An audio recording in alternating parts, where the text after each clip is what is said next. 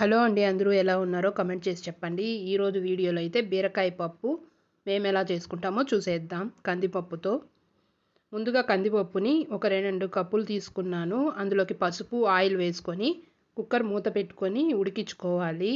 బాగా మెత్తగా ఉడికించుకోవాలి. అది ఉడికే లోపల మనం బీరకాయని ఫ్రై చేసుకుందాం. ముందుగా పోపు దినుసులు వేసుకొని ఆయిల్లో అవి వేగిన తర్వాత చిటపటలాడిన తర్వాత ఉల్లిపాయ ముక్కలు కూడా వేసేసుకోవాలి. ఉల్లిపాయ ముక్కలు బాగా ఫ్రై అవ్వాలి.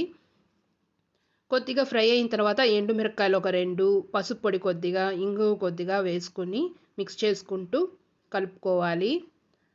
ఇప్పుడు మనం బీరకాయకి పొట్టు తీసేసుకొని సన్నగా చాప్ చేసుకోవాలి. ఈ బీరకాయ ముక్కల్ని ఇందులో వేసేసుకొని సాల్ట్ కొద్దిగా వేసుకొని బాగా ఫ్రై చేయాలి.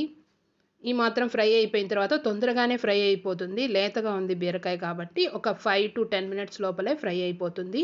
ఇప్పుడు కొద్దిగా కారం, ధనియాల పొడి వేసేసుకొని మనం బాగా మిక్స్ చేసుకోవాలి. ఇది కొద్దిగా పచ్చివాసన పోయే వరకు వేగే లోపల 2 మినిట్స్లో మనం ఉడికిపోయిన కందిపప్పులోకి రాళ్ళుప్పు కొద్దిగా వేసుకొని మెత్తగా పప్పు గుత్తితో మెదుపుకోవాలి.